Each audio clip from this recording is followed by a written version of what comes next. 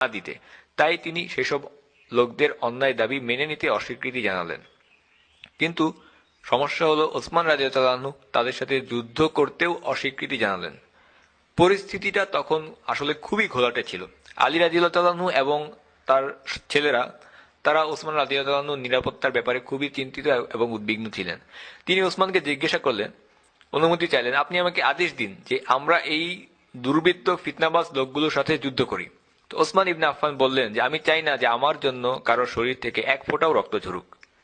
আমি চাই না আমাকে বাঁচাবার জন্য কোনো খুনাখুনি হোক। আলীকে তিনি তার পক্ষে যুদ্ধ করতে অনুমতি দিলেন না। আলী তার দুই ছেলে হাসান এবং হোসেনকে পাঠিয়েছিলেন, কিন্তু ওসমান কাউকেই তার পক্ষে যুদ্ধ করতে দিতে চাইলেন না। এরপর সেই লোকগুলো যারা সংখ্যায় ছিল হাজারের উপর, ফিতনাবাজ লোকেরা, তারা জড়ো হল, ওসমানের বাড়ি ঘেরাও করলো, তারা তাকে হত্যা করলো এবং ফিতনার জন্ম দিল। রাসূলুল্লাহ সাল্লাল্লাহু আলাইহি ওয়াসাল্লাম এটা আগেই বলে গিয়েছিলেন যে উসমান শহীদ হিসেবে মৃত্যুবরণ করবে। এটা বলেছিলেন তখন যখন তিনি একবার আবু বকর রাদিয়াল্লাহু আনহু, ওমর, উসমান এই তিন ব্যক্তির সাথে উহুদ পাহাড়ের উপরে অবস্থান করছিলেন। ভূমিকম্পে উহুদ পাহাড় কেঁপে উঠেছিল। রাসূলুল্লাহ সাল্লাল্লাহু আলাইহি ওয়াসাল্লাম বললেন যে হে উহুদ পাহাড়, তুমি থেমে যাও, তোমার উপরে আছে একজন নবী, একজন সিদ্দিক এবং আল্লাহর রাস্তায় দুইজন শহীদ। এই দুইজন শহীদ হচ্ছেন ওমর এবং ওসমান রাদিয়াল্লাহু তাআলা আনহুমা। উম্মার জীবনে এর পরে যে ফিতনাটি আসলো সেটা হচ্ছে আল জামালের যুদ্ধ। ওসমান খুন হওয়ার পর কিছু মুসলিম তারা আলী ইবনে আবি তালিবের কাছে আসলো এবং তারা বলল যে আমরা আপনাকে খলিফা হিসেবে চাই, আপনার হাতে বাইয়াত করতে চাই। আলী বললেন যে না, তোমরা আমাকে এখনই বাইয়াত দিও না, মুসলিমরা মিলে প্রথমে একটা শুরা কাউন্সিল গঠন করুক, তারপর তারা কে খলিফা হবে সেই ব্যাপারটা ঠিক করবে। তারা বলল যে দেখুন, ওসমানের হত্যার পর আমরা একটা বড় ফিতনার মধ্যে আছি, ওসমানের হত্যাকারীরা চারপাশে ছড়িয়ে আছে, সমস্যা আরো বড় আকার ধারণ করতে পারে, মুসলিম উম্মা মিলে শুরা গঠন করে খলিফা নির্ধারণ করতে অনেক সময় লেগে যাবে, সুতরাং এখনই আপনার খলিফা হওয়া উচিত। মূল বিষয়টি ছিল যারা ছিল ফিতনা সৃষ্টিকারী লোক তারা মদিনায় ছড়িয়েছিল এবং তারা ছিল সংখ্যায় হাজারের উপর। তো মদিনায় যখন এই ধরনের একটি পরিস্থিতির সুযোগ তারা নিল, তখন আমির মুয়াবিয়া, তিনি ছিলেন সিরিয়া অঞ্চলের আমির, শাম অঞ্চলের আমির ছিলেন, এবং তিনি চাচ্ছিলেন সৈন্যবাহিনী নিয়ে মদিনা আক্রমণ করতে। এবং ফিতনাবাজ লোকেরা এই বিপদটা বুঝতে পারল এবং এ কারণে তারা কূট সিদ্ধান্ত নিল যে আমরা এই মুহূর্তে যদি কাউকে খলিফা হিসেবে নির্বাচিত না করি তাহলে আমরা অন্যদের আক্রমণে ধরা পড়ে যাব এবং তারা আমাদেরকে হত্যা করবে। এ কারণে তারা আলী রাদিয়াল্লাহু আনহুকে চাপ প্রয়োগ করে খলিফা হিসেবে মনোনীত করল এবং তারা আলী রাদিয়াল্লাহু আনহুর সেনাবাহিনীতে আত্মগোপন করে গেল। যার কারণে তারা চাচ্ছিল যে আলী রাদিয়াল্লাহু আনহু যদি খলিফা হিসেবে নির্বাচিত হয়ে যান, তারা এই পরিস্থিতির সুযোগ নিয়ে তার বাহিনীতেই মিশে যেতে পারবে। তখন একজন আমির তিনি বাইরে থেকে এসে মদিনায় আক্রমণ করতে পারবেন না এবং তাদেরকে, এই ফিতনাবাজ লোকদেরকে যারা ওসমান রাদিয়াল্লাহু আনহুকে হত্যা করেছিল, তাদেরকে শনাক্ত করাটা তখন বেশ কঠিন হয়ে আসবে। এই কারণে তারা আলীকে চাপ দিল, কিন্তু আলী রাদিয়াল্লাহু আনহু তাদের প্রস্তাবকে বারবার ফিরিয়ে দিচ্ছিলেন। তিনি বলছিলেন যে আগে শুরা কাউন্সিল গঠন করা হোক, কিন্তু এরপরও তারা আরো ক্রমাগত চাপ দিতে থাকলো এবং শেষ পর্যন্ত তারা বলল যে আমরা এখন নেতৃত্ব সংকটে ভুগছি, আমাদের একজন নেতা দরকার যিনি মুসলিমদেরকে এই সংকটময় মুহূর্তে একতাবদ্ধ করতে পারবেন। শেষ পর্যন্ত চাপের মুখে আলী রাদিয়াল্লাহু আনহু রাজি হলেন। তারা আলী রাদিয়াল্লাহু আনহুর হাতে বাইয়াত করলো। জুবাইর এবং তালহা রাদিয়াল্লাহু আনহুমা তারাও আলীর হাতে বাইয়াত করলেন। তো সমস্যা যেটা হয়েছিল সেটা হচ্ছে যে ওসমানের হত্যাকারীরা আলী রাদিয়াল্লাহু আনহু সেনাবাহিনীর মধ্যে প্রভাব বিস্তার করে ফেলল এবং তারা ছিল সংখ্যায় হাজারেরও বেশি। তালহা, জুবাইর এবং আয়েশা এরা ওসমানের হত্যাকারীর বিচার দাবি করলেন। তারা এই বিচার কাজের জন্য আলী রাদিয়াল্লাহু তাআলা আনহুর কাছে গিয়ে দাবি জানালেন যে আমাদের অপরাধীকে শনাক্ত করতে এখনই একটা কোর্ট বসানো দরকার। কিন্তু আলী রাদিয়াল্লাহু আনহু এই দাবি মানতে অস্বীকৃতি জানালেন। তিনি বললেন যে এই বিচারের দাবিদার হচ্ছে উসমানের নিকটাত্মীয়রা, তারা এসে এই হত্যার বিচারের জন্য দাবি জানাবে। কারণ ইসলামিক শরিয়া মতে যদি কেউ মারা যায় তাহলে কেবল তার নিকটাত্মীয়রাই এই হত্যার প্রতিশোধের দাবি তুলতে পারে, অন্য কেউ নয়। আল আউলিয়া বা মৃত ব্যক্তির নিকটাত্মীয়দের দাবি এখানে মুখ্য। কাউকে যদি ইচ্ছাকৃতভাবে হত্যা করা হয় তাহলে হত্যাকারীর ব্যাপারে দুটো সুযোগ থাকে, হয় হত্যাকারীকে খুন করা হবে অথবা তার কাছ থেকে রক্তমূল্য গ্রহণ করা হবে। কোনটি নেওয়া হবে এই সিদ্ধান্ত দিবে মৃত ব্যক্তির নিকটাত্মীয়রা। তো মূল বিষয় ছিল যে আলী রাদিয়াল্লাহু তাআলা আনহু তিনি বুঝতে পেরেছিলেন যে এখন তড়িঘড়ি করে বিচার কাজ শুরু করলে এতে আরো ফিতনা ফাসাদ বেড়ে যাওয়ার সম্ভাবনাই বেশি। কারণ আলী রাদিয়াল্লাহু আনহু তখনও তার সেনাবাহিনী এবং পুরো মুসলিম উম্মায় খিলাফতের সম্পূর্ণ কর্তৃত্ব লাভ করতে পারেননি। এতে নিজেদের মধ্যে একটা গৃহযুদ্ধ বেঁধে যাওয়ার সম্ভাবনা রয়েছে, কারণ যারা ফিতনা সৃষ্টিকারী লোক তারা ছিল সংখ্যায় হাজারের থেকেও বেশি এবং তারা আলীর বাহিনীতে প্রভাব বিস্তার করে রেখেছিল। এ কারণে আলী রাদিয়াল্লাহু তাআলা চাচ্ছিলেন যে কিছুটা সময় অতিক্রান্ত হোক, এরপর আমরা বিচার কাজ শুরু করব। আলী ইবনে আবি তালিব তাই বললেন যে উসমানের নিকটাত্মীয় ব্যক্তিদের এসে বিচারের দাবি পর্যন্ত আমি অপেক্ষা করব। এরপর জুবায়ের, তালহা, আয়েশা আলীর সাথে একমত হলেন। তখন পর্যন্ত সবকিছুই ঠিকঠাক ছিল, কিন্তু যারা ফিতনা সৃষ্টিকারী লোক ছিল তারা এই বিষয়টার গুরুত্ব বুঝতে পারল এবং তারা নিজেদের বিপদটা ঠিকই টের পেল। এরপর রাতের বেলা যখন ওসমান ইবনে আফফানের হত্যাকারীরা যারা ছিল আলীর সেনাবাহিনীতে, তারা রাতের আধারে আক্রমণ করে বসলো তালহা, জুবায়ের এবং আয়েশার সেনাবাহিনীকে। এই আক্রমণের জবাবে তারাও বিশাল সেনাবাহিনী পাঠালেন। তবে এখানে কিন্তু যুদ্ধ করাটা কারোর উদ্দেশ্য ছিল না, বরং উদ্দেশ্য ছিল ন্যায় প্রতিষ্ঠা করা। যেহেতু এই আক্রমণ রাতের বেলায় হয়েছিল, তাই তালহা, জুবায়ের বা আয়েশা কেউই বুঝতে পারেননি যে এটা আলী রাদিয়াল্লাহু আনহুর কাজ নয়, বরং এটা উসমানের হত্যাকারীদের ফিতনা সৃষ্টির আরেকটা অপচেষ্টা। তাই তারাও প্রতিরোধের জন্য যুদ্ধ করলেন। তবে এই যুদ্ধ বেশিক্ষণ স্থায়ী হল না। শেষ পর্যন্ত আলী তাদেরকে বোঝাতে সক্ষম হলেন যে এই অতর্কিত আক্রমণ তিনি করেননি, বরং তার আগের মতটাই সঠিক ছিল। এমন একটা ভুল বোঝাবুঝি যে হবে সেটা আলীকে রাসূল সাল্লাল্লাহু আলাইহি ওয়াসাল্লাম আগেই বলে গিয়েছিলেন। ইমাম আহমদ বর্ণনা করেন, রাসূলুল্লাহ সাল্লাল্লাহু আলাইহি ওয়াসাল্লাম একবার আলীকে বললেন যে তোমার আর আয়েশার মধ্যে কোনো কিছু নিয়ে একটা সমস্যা হবে। আলী জিজ্ঞাসা করলেন, আমার আর আয়েশার মধ্যে? রাসূলুল্লাহ সাল্লাল্লাহু আলাইহি ওয়াসাল্লাম উত্তর দিলেন, হ্যাঁ। আলী তখন বললেন, তাহলে আমি নিশ্চয়ই সবচেয়ে দুর্ভাগা লোকদের একজন। আমার সাথে উম্মুল মুমিনিন আয়েশার ভুল বোঝাবুঝি হবে? নিশ্চয়ই আমি খুবই দুর্ভাগা। রাসূলুল্লাহ সাল্লাল্লাহু আলাইহি ওয়াসাল্লাম বললেন যে না, যখন এমন হবে তখন তুমিই আবার আয়েশাকে নিরাপদে ফিরিয়ে আনবে। পরবর্তীতে এমনটাই হয়েছিল। আলী আয়েশার কাছে তার সেনাবাহিনী প্রেরণ করে তাকে নিরাপদ স্থানে ফিরিয়ে আনেন, আর এর মাধ্যমে রাসূলুল্লাহ সাল্লাল্লাহু আলাইহি সাল্লামের একটা ভবিষ্যৎবাণী সত্য প্রমাণিত হলো। আল জামালের যুদ্ধ অবসানের পর মুসলিম উম্মার জীবনে পরবর্তী যে ফিতনা নেমে আসে সেটা হচ্ছে সিফফিনের যুদ্ধ। এই যুদ্ধও ছিল একটা বড় ফিতনা এবং এই ফিতনার কথা রাসূলুল্লাহ সাল্লাল্লাহু আলাইহি সাল্লাম ভবিষ্যৎবাণী করে গিয়েছিলেন। সেটা আছে বুখারী এবং মুসলিমে। রাসূলুল্লাহ সাল্লাল্লাহু আলাইহি সাল্লাম বলেছেন, মুসলিমদের দুটি বড় বড় দল যুদ্ধে লিপ্ত হবে। দুই দলই একই উদ্দেশ্য যুদ্ধ করবে। এখানেই হচ্ছে বৈপরীত্য। সাধারণত এমন হয় যে দুটো দল যখন যুদ্ধ করে তখন তারা ভিন্ন ভিন্ন স্বার্থের জন্য যুদ্ধ করে, কিন্তু এখানে দুই দলের স্বার্থ এক ও অভিন্ন, এরপরও তারা যুদ্ধ করছে। আগেই বলা হয়েছে যে উসমানের হত্যাকারীরা ছিল আলীর সেনাবাহিনীর লোক এবং তারা সংখ্যায় একজন বা দুইজন নয়, সংখ্যায় ছিল অনেক হাজারের উপরে। আত্মীয়তা সম্পর্কের কারণে মুয়াবিয়া ছিলেন উসমানের ওয়ালি বা অভিভাবক। তাই একমাত্র তারই অধিকার ছিল ওসমান হত্যার বিচারের দাবি জানানোর। তিনি আলীকে বললেন যে যারা আমার ভাইকে হত্যা করেছে তাদেরকে আমার হাতে তুলে দাও। তোমার যদি কর্তৃত্ব প্রতিষ্ঠা না হয়ে থাকে, তুমি যদি নিজেকে দুর্বল মনে করো, যারা হত্যা করেছে তাদেরকে আমার হাতে তুলে দাও, আমি তাদের বিচার করব। আলী রাদিয়াল্লাহু আনহু বললেন, আমি সেটা করব, কিন্তু তার আগে আমার কর্তৃত্ব স্থাপন করা বেশি জরুরি। তারা সংখ্যায় অনেক, আমি এভাবে তাদেরকে তোমার হাতে তুলে দেওয়া এটা সম্ভব নয়। এমনটা করলে নিজেদের মধ্যে একটা গৃহযুদ্ধ বেঁধে যেতে পারে। তাই আগে তুমি আমাকে খলিফা হিসেবে বায়াত করো। আমি যখন খলিফা হব তখন আমার হাতে কর্তৃত্ব আসবে, এরপর আমি তাদের বিরুদ্ধে ব্যবস্থা নেব। কিন্তু এখন এটা করা সম্ভব নয়, কারণ এখন আমার হাতে ক্ষমতা নেই, যেহেতু তুমি এখনো আমাকে বায়াত দাওনি। মুয়াবিয়া বললেন যে না, আমি তোমার কাছে বায়াত করব না যতক্ষণ না তুমি আমার হাতে সেই হত্যাকারীদেরকে হস্তান্তর করবে। তো মুয়াবিয়া চাচ্ছিলেন উসমানের রক্তের বদলা নেওয়া হোক এবং আলীও তাই করতে চাচ্ছিলেন। কিন্তু তাদের মধ্যে মতানৈক্য ছিল এটা নিয়ে যে মুয়াবিয়া চেয়েছিলেন আগে হত্যাকারীদের বিচার, এরপর খলিফা নির্বাচন, আর আলী চাচ্ছিলেন উল্টোটা। এখানে আলীর অবস্থান ছিল সঠিক। মুয়াবিয়া একটি মত দিয়েছিলেন বা ইজতিহাদ করেছেন, কিন্তু সেটা ভুল ছিল। কিন্তু এই ভুলের মানে এই নয় যে তিনি রাসূলুল্লাহ সাল্লাল্লাহু আলাইহি সাল্লামের সাহাবী নন, বরং আমরা অবশ্যই স্মরণ করব যে তিনি ছিলেন সেই সাহাবীদের একজন যিনি কুরআন লিখে সংরক্ষণ করতেন। কিন্তু আমরা দেখি যে এই বিষয়টিতে সঠিক অবস্থান ছিল আলীর। আর এটা ছাড়াও রাসূল সাল্লাল্লাহু আলাইহি ওয়াসাল্লাম আম্মার ইবনে ইয়াসিরকে বলে গিয়েছিলেন যে এই দুইটি দল, মুসলিমদের দুটি দল যখন একে অপরের সাথে যুদ্ধ করবে তখন তুমি যাদের হাতে মারা যাবে তারা হবে সীমা লঙ্ঘনকারী দল। এবং তিনি মুয়াবিয়ার সেনাবাহিনীর হাতে মারা পড়েন। কিন্তু আমরা মুয়াবিয়াকে এই কারণে কাফির বলতে পারি না, কারণ রাসূল সাল্লাল্লাহু আলাইহি ওয়াসাল্লাম বলেছেন যে মুসলিমদের দুটো দল যুদ্ধে লিপ্ত হবে, তাই পরস্পর যুদ্ধ করলেও উভয় দলই ছিল মুসলিম। এবং এই হাদিসটি রয়েছে বুখারী এবং মুসলিমে। সিফফিনের যুদ্ধের পর আরো একটি ফিতনা চলে আসলো এবং সেটা হচ্ছে আল খাওয়ারিজদের ফিতনা। আলী এবং মুয়াবিয়ার যুদ্ধে আলী এগিয়েছিলেন এবং মুয়াবিয়া তার কাছে একসময় আত্মসমর্পণ করলেন, বর্ষতা স্বীকার করলেন। মুয়াবিয়ার সেনাবাহিনী কৌশল হিসেবে যুদ্ধ থামানোর জন্য তাদের তরবারির উপর মুসহাফ অর্থাৎ কুরআনের কপি রেখে আত্মসমর্পণ করেন।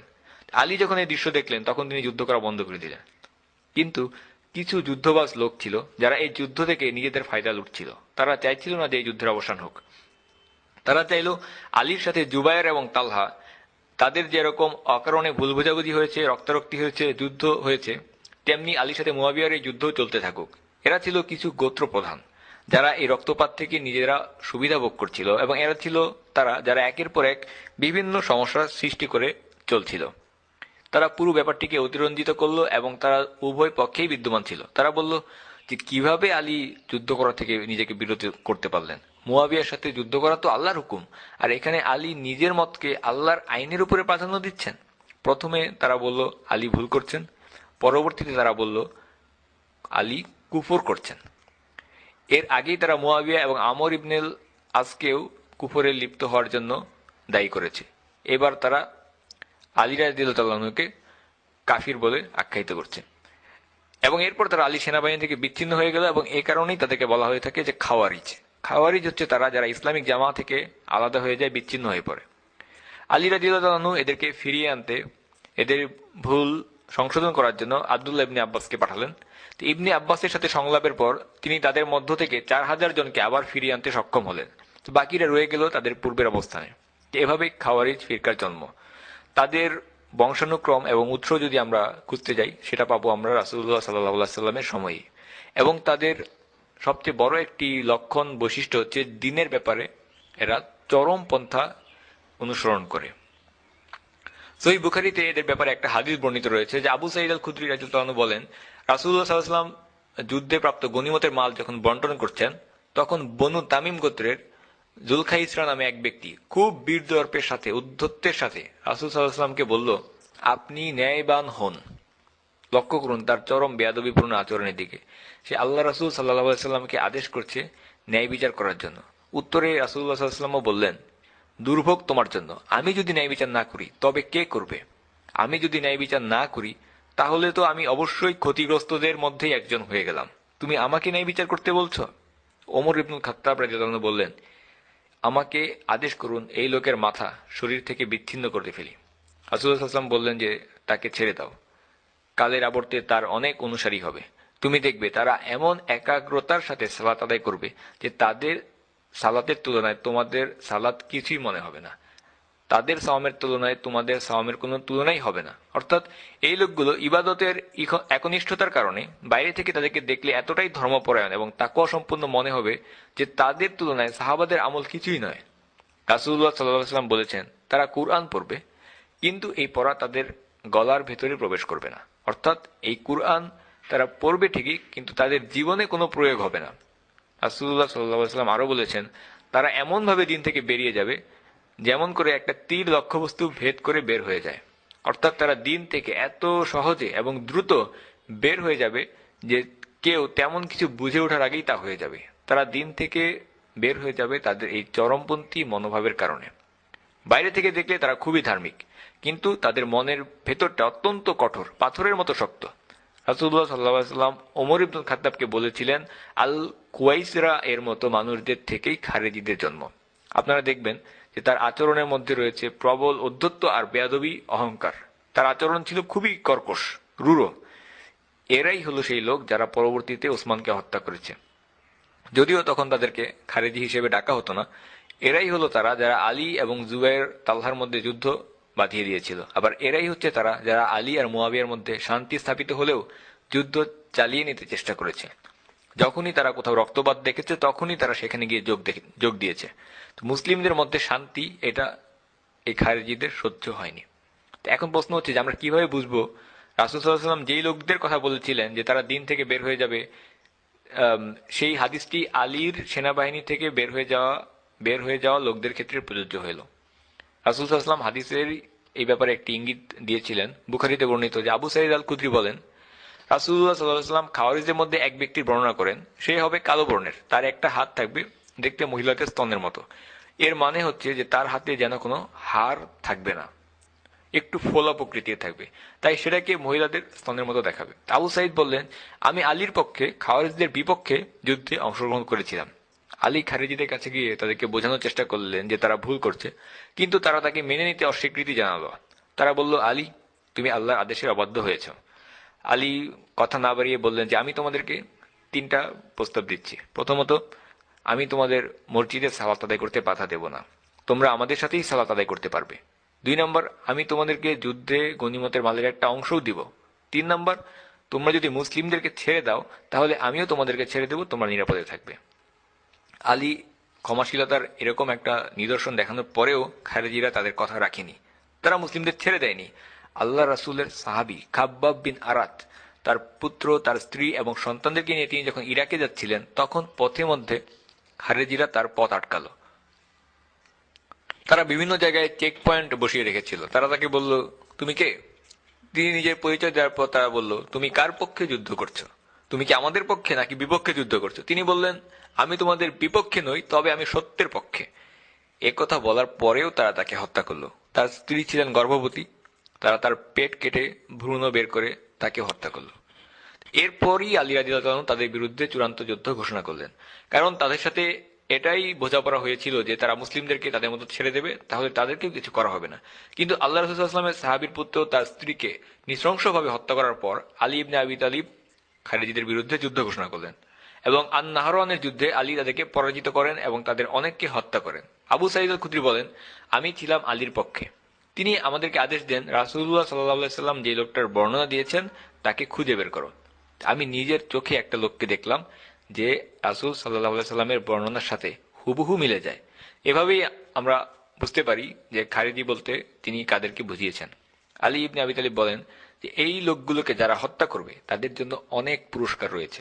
রাসূলুল্লাহ সাল্লাল্লাহু আলাইহি ওয়াসাল্লাম বলেন, আমি যদি সেই সময় পর্যন্ত বেঁচে থাকি তাহলে আমি তাদেরকে সেভাবে হত্যা করব যেভাবে আদ জাতিকে হত্যা করা হয়েছিল, অর্থাৎ তাদের সবাইকে পাইকারিভাবে হত্যা করে একদম বিলুপ্ত করে ফেলতে হবে, যেমনটা করা হয়েছিল আদ জাতির ক্ষেত্রে। কিন্তু কেন? কারণ এই ধরনের চরমপন্থা অবলম্বনকারী মানসিকতার লোকদের সাথে শুধুমাত্র এইভাবেই সমঝোতা হওয়া সম্ভব, অন্য কোনো উপায় নয়। কারণ এরা যুক্তি দিয়ে বোঝাপড়া করতে রাজি নয়, তারা আসলে রক্ত চায়। তাদের সাথে কিভাবে বিচার বুদ্ধি প্রয়োগ করে সমঝোতা করা সম্ভব? রাসূলুল্লাহ সাল্লাল্লাহু আলাইহি ওয়াসাল্লাম তাই বলেছেন, যারা এদের হত্যা করবে তাদের জন্য অনেক পুরস্কার রয়েছে। কারণ তাদেরকে ছেড়ে দেওয়া হলেও তারা কখনোই মুসলিমদেরকে ছেড়ে দেবে না, তাই তাদেরকে হত্যা করা ছাড়া আর কোনো উপায় তাদেরকে থামানো সম্ভব নয়। আল খাওয়ারিজ ছিল মুসলিমদের জীবনের সবচেয়ে বড় ফিতনাগুলোর একটি। সুবহানাল্লাহ, এখানে আমরা একটা অসঙ্গতিপূর্ণ ব্যাপার দেখতে পাই এদের মধ্যে। তো মুহাদ্দিসরা বলেন যে আমরা কখনো কোনো খারিজিকে দেখিনি মিথ্যা কথা বলতে। রাসূল সাল্লাল্লাহু আলাইহি ওয়াসাল্লাম সম্পর্কে মিথ্যা বলেছে, হাদিস জাল করেছে, এগুলো খারিজিদের মধ্যে কেউ করেনি। অথচ আহলে সুন্নাহর অনেকেই হাদিস জাল করেছে, কিন্তু খারিজিরা কখনো এগুলো করেনি। তাদের মধ্যে আন্তরিকতা, ইখলাস, সত্যবাদিতা এগুলো ছিল।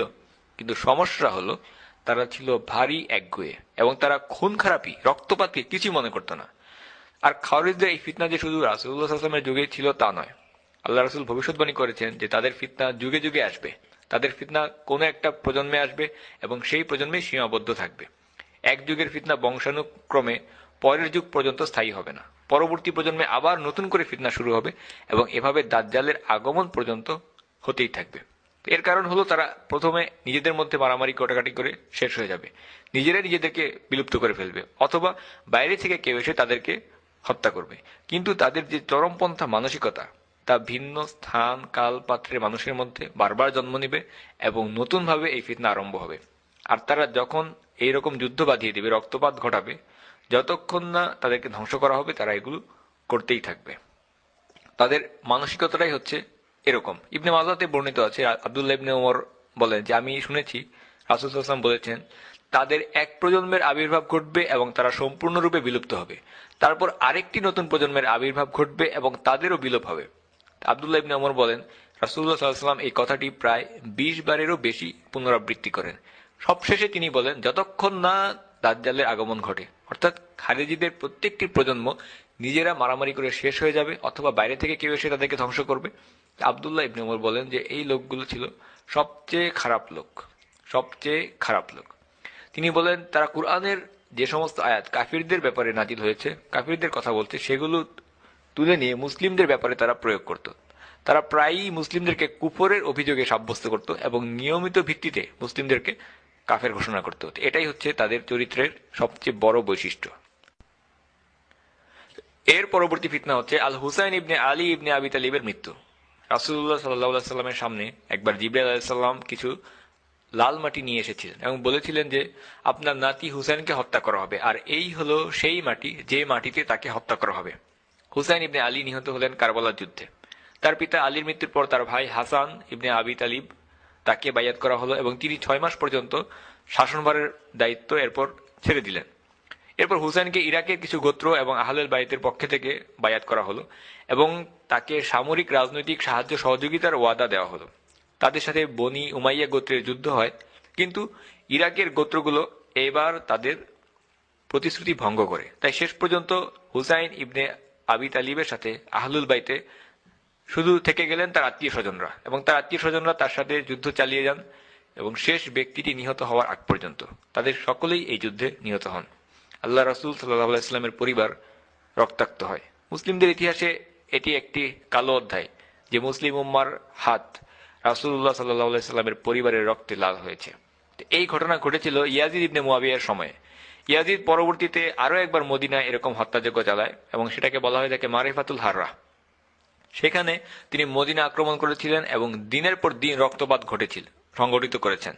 তিনি অনেক আনসার এবং তাদের সন্তানদেরকে হত্যা করেছেন। রাসূল সাল্লাল্লাহু আলাইহি ওয়াসাল্লাম বলেন যে মদিনার ঘরে ঘরে তিনি দুর্যোগ আর বিপর্যয়ের বৃষ্টি পতিত হতে দেখেছেন, আর এটা হলো সেই দুর্যোগের বৃষ্টি যা মদিনাবাসীর উপর নেমে এসেছিল হত্যাযজ্ঞ আর রক্তপাত হয়ে, এবং যা হয়েছিল ইয়াজিদের খিলাফতের সময়। কিয়ামতের 7 নম্বর আলামত হচ্ছে মিথ্যা নবীর আবির্ভাব। আবু হুরায়রা থেকে বর্ণিত, রাসূলুল্লাহ সাল্লাল্লাহু আলাইহি ওয়াসাল্লাম বলেন, শেষ বিচারের দিনের আগমন হবে না যতদিন না পর্যন্ত 30 জন মিথ্যা নবীর আবির্ভাব ঘটবে এবং তাদের প্রত্যেকে দাবি করবে যে সে একজন নবী। আজকে যদি আমরা বর্তমান কাল পর্যন্ত যত ব্যক্তি নিজেদেরকে নবী দাবি করেছে তা হিসাব করি, তাহলে নিশ্চিতভাবে এই সংখ্যা 30 ছাড়িয়ে যাবে। কিন্তু রাসূলুল্লাহ সাল্লাল্লাহু আলাইহি ওয়াসাল্লাম এখানে সবার কথা বলছেন না, আর এই হাদিসের ব্যাখ্যাকারীরা বলেছেন যে এখানে সেই সব মিথ্যা নবীদের ব্যাপারে ইঙ্গিত করা হয়েছে যাদের উল্লেখযোগ্য সংখ্যক অনুসারী থাকবে, তারা বিখ্যাত হবে এবং অনেকের কাছে পরিচিতিও পাবে। বর্তমানে আমরা দেখি যে অমুক তমুক ব্যক্তি, মানে বোধ শক্তিহীন পাগল ব্যক্তি, এরা নিজেদেরকে নবী দাবি করে বসে আছে। তো এই হাদিসটি তাদের কথা বলছে না, এখানে বলা হচ্ছে তাদের কথা যাদের উল্লেখযোগ্য সংখ্যক অনুসারী থাকবে এবং তারা একটা ফিরকা বা দল তৈরি করবে। মুসলিমদের মাঝে 2 জন ছিল যারা রাসূলুল্লাহ সাল্লাল্লাহু আলাইহি ওয়াসাল্লাম জীবিত থাকা অবস্থাতেই নিজেদেরকে নবী বলে দাবি করেছে। একজন হচ্ছে ইয়ামামার বনু হানিফা গোত্রের মুসাইলামা আল কাজ্জাব এবং ইয়েমেনের সানআর আল আসওয়াদ আল আনসি। মিথ্যা নবুয়তের দাবিদারদের মধ্যে এরাই ছিল প্রথম, আর এদের উদ্ভব রাসূলুল্লাহ সাল্লাল্লাহু আলাইহি ওয়াসাল্লামের জীবনের শেষের দিকে। মুসাইলামা আল কাজ্জাব ছিল বনু হানিফা গোত্রের বেদুইন এবং সেটা অনেক বড় একটা গোত্র ছিল, তারা আরবের ইয়ামামা অঞ্চলে বাস করত। তো সেই লোকদেরকে গোত্রবাদের উপরে, জাতীয়তাবাদের উপরে উত্তেজিত করত। সে বলে বেড়াতো যে রাসূলুল্লাহ সাল্লাল্লাহু আলাইহি ওয়াসাল্লাম হচ্ছেন কুরাইশ বংশের আর আমি বনু হানিফা বংশের। তারা থাকে শহরে এলাকার লোক, শহরবাসী, আর আমরা হচ্ছি গ্রামের। তো শহরের একজন নবী আর গ্রামের একজন নবী। তো এভাবে সে জাতীয়তাবাদের ধোঁয়া তুলে বেড়াতো। আপনারা দেখবেন যে এই ধরনের যারা মিথ্যা নবী, প্রতারক, এরা সবসময় প্রতারণাকে নিজেদের মূলধন হিসেবে ব্যবহার করে। প্রতারণার মাধ্যমেই লোকজনকে নিজেদের দিকে আকৃষ্ট করতে চায়। তো মুসাইলামা কাজ্জাব জানতো যে মুসলিম হলেও যে এখানকার লোকদের মনে জাতীয়তাবাদ, গোত্রবাদের জাহেলিয়া এখনো রয়েই গেছে। তাই সে এটাকে ব্যবহার করলো, লোকজনের মাঝে ঘৃণার বাষ্প ছড়িয়ে দিল। তার কিছু অনুসারী ছিল এবং তার একজন অনুসারী যে তার বলতে গেলে ডান হাত ছিল, সে খুব পরিষ্কারভাবেই বলতো কাজ্জাব বনু হানিফা খায়রুম মিন সাদিক কুরাইশ, অর্থাৎ বনু হানিফা গোত্রের মিথ্যাবাদী লোকটাও কুরাইশের সত্যবাদী লোক থেকে ভালো। তো এই উক্তি থেকে আমরা বুঝতে পারি যে কি ভয়ঙ্কর রকম জাতীয়তাবাদের বিদ্বেষ সে ছড়িয়ে দিয়েছিল। অনেকেই জানতো যে সে মিথ্যা বলছে, কারণ মুসাইলামা যেহেতু সে নিজেকে নবী দাবি করেছে, অতএব তার তো অবশ্যই একটা কোরআন থাকতে হবে বা তার কাছেও ওহী নাজিল হওয়ার মতো কিছু থাকতে হবে। তো এরপর সে নিজে যে কোরআন রচনা করেছিল সেটা ছিল খুবই হাস্যকর। সুবহানাল্লাহ, এটা একটা অলৌকিক ব্যাপার যে আপনি দেখবেন যে হয়তো কোনো বুদ্ধিমান ব্যক্তি হতে পারে যে সে কবিতা কিংবা পদ্য রচনায় খুবই পারদর্শী, কিন্তু যখনই সে কুরআনকে নকল করে কিছু একটা রচনা করতে গিয়েছে তখনই তার অবস্থা খুবই শোচনীয় এবং হাস্যকর হয়ে গেছে। সে খুব হাস্যকর কিছু একটা তৈরি করে ফেলে। আবুল আলা আল মাররি, সে ছিল খুব বিখ্যাত এবং সুপরিচিত একজন কবি। তো সে ছিল অন্ধ। তো অন্ধ হলেও আল্লাহ তাকে কথা বলার একটা ভালো ক্ষমতা দিয়েছিলেন। ভাষা জ্ঞানে সে খুব বাগ্মী একজন বক্তা ছিল। তো লোকেরা বলতো যে তার মধ্যে এতটাই অহংকার আর অধ্যত্ব ছিল যে সে একবার সিদ্ধান্ত নিল যে কুরআনের মতো কিছু একটা রচনা করে আল্লাহর কালামের সাথে প্রতিযোগিতা শুরু করবে। তো এরপর সে কুরআনের মতো কিছু একটা লিখতে বসলো, কিন্তু লোকেরা দেখলো যে সে বারবার ব্যর্থ হচ্ছে। তাই তাকে জিজ্ঞেস করলো যে কি ব্যাপার, তোমার কুরআন কোথায়? তুমি তো আমাদেরকে প্রতিশ্রুতি দিয়েছিলে যে তুমি একটা কুরআন রচনা করবে। তো এরপর সেই ব্যক্তি উত্তর দিল যে ভুলে যাও, আমি এটা করতে পারিনি। মুসাইলামা আল কাজ্জাব যে কুরআনটি রচনা করেছিল সেটাও খুবই হাস্যকর হওয়ার পরও তার হাজার হাজার অনুসারী ছিল। এটা ছিল একটা ফিতনা। আর এই ফিতনার আগুন নিভেছে যখন আবু বকরের নেতৃত্বে মুসলিমরা তাদের সাথে যুদ্ধ করে তাদেরকে পরাজিত করেছে। সেই যুদ্ধে অনেক মুসলিম নিহত হয়েছে, অনেক কুরআনের হাফেজ এই যুদ্ধে নিহত হন। তো এরপরই মূলত কুরআন সংগ্রহ এবং সংরক্ষণের কার্যক্রম শুরু হয়েছিল। অনেক হাফেজ এই যুদ্ধে নিহত হওয়ার পর কুরআন সংগ্রহ এবং সংরক্ষণের কার্যক্রম শুরু হয়েছিল। আবু বকর রাদিয়াল্লাহু আনহু কুরআনের বিভিন্ন অংশ এক করতে শুরু করেন এবং এই পুরো কার্যক্রম শেষ হয়েছে উসমান রাদিয়াল্লাহু আনহু এর সময়। আল হাদিকা এর যুদ্ধে মুসাইলামা মারা যায়। রাসূলুল্লাহ সাল্লাল্লাহু আলাইহি ওয়াসাল্লাম একটি স্বপ্ন দেখেছিলেন। তিনি দেখেছিলেন যে তিনি দুটো স্বর্ণের বালা পরে বসে আছেন। তিনি বলেন যে আমি এটা দেখে খুব বিচলিত হয়ে পড়ি এবং আল্লাহ আমাকে বললেন যে তুমি এই বালা দুটাতে ফু দাও। আমি সেই সোনার বালা দুটাতে ফু দিলাম এবং এরপর সেই বালা দুটো উড়ে চলে গেল। সাহাবারা জিজ্ঞেস করলেন যে এই স্বপ্নের ব্যাখ্যা কি? তিনি বললেন যে এর মানে হচ্ছে আমার উম্মতের মধ্য থেকে দুইজন মিথ্যাবাদীর আবির্ভাব ঘটবে। এখানে বলা হচ্ছে মুসাইলামা আল কাজ্জাব এবং আল আসওয়াদ আল আনসির কথা। মুসাইলামাকে হত্যা করা হয়েছিল, মিথ্যানবী দাবি সে করেছিল। তো মজার ব্যাপার হচ্ছে সে সাজাহ নামে এক মহিলাকে বিয়ে করেছিল এবং সেই মহিলাও নিজেকে নবী বলে দাবি করেছিল। তাদের দুজনেরই বেশ কিছু সংখ্যক অনুসারী ছিল। তো তারা বিয়ে করলো এই কারণে যে একে অপরকে রাজনৈতিকভাবে সাহায্য করতে পারবে। তো মুসাইলামা যখন মারা গেল তখন সে মহিলা দেখলো যে তার এই নবুয়ত দিয়ে আর কোনো লাভ নেই, তাই সে মুসলিম হয়ে গেল, তওবা করে মুসলিম হয়ে গেল। আল আসওয়াদ আল আনসি, তাকে ইয়েমেনের ফাইরুজ নামের এক লোক তার প্রাসাদে গিয়ে তাকে গোপনে হত্যা করে এবং এভাবেই আল আসওয়াদের জীবনের সমাপ্তি ঘটে। এই মিথ্যানবীর দাবিদারদের তালিকায় আরও আছে তুলাইহা আল আজদি। সেও মিথ্যানবী হওয়ার দাবি করেছিল। পরবর্তীতে সে মুসলিম হয়ে যায় এবং ঠিকভাবে ইসলাম পালন করত। আল্লাহু আলম যে মুসাইলামা কিংবা তুলাইহা এদের মধ্যে একজন ছিল যাকে কুরআনের কোন আয়াত জিজ্ঞাসা করা হলে সে শুধু সেই সব আয়াত বেশি করে উদ্ধৃত করত যে সমস্ত আয়াতে খাওয়ার দাওয়ার কথা বেশি বলা হয়েছে। তো লোকেরা অবাক হয়ে জিজ্ঞেস করতো যে কি ব্যাপার, ফেরেশতারা কি তোমাদের হৃদয়ে নাজিল হয় নাকি তোমাদের পেটে নাজিল হয়? আমরা তো বুঝতে পারছি না। তো এরকম আরো আছে যে মুক্তার আল উবায়দ আস সাকাফি নামক এক ব্যক্তি, সেও এদের মতোই একজন। আর অতি সাম্প্রতিক অতীতে এমন একজন ব্যক্তি হচ্ছে মির্জা গোলাম আহমেদ। সে কাদিয়ানি ধর্মের প্রতিষ্ঠাতা। তাকেও সেই ৩০ জনের মধ্যে একজন ধরা যেতে পারে, কারণ তার উল্লেখযোগ্য সংখ্যক অনুসারী ছিল। তার আন্দোলন খুব মারাত্মক ছিল এবং তারা খুব ফিতনা সৃষ্টি করে। তারা যে আকীদা পোষণ করে সেগুলো ইসলামী শরিয়া মতেই যে কেবল কুফর তা নয়, বরং পাকিস্তানের বর্তমানে প্রচলিত আইনেও আইনগতভাবে কাদিয়ানি ধর্মকে ইসলামের কোনো রূপ হিসেবে স্বীকৃতি দেওয়া হয় না। সাল্লাল্লাহু আলা সাইয়্যিদিনা মুহাম্মদ ওয়া আলা আলিহি ওয়া সাহবিহি ওয়া সাল্লাম তাসলিমান কাসীরা।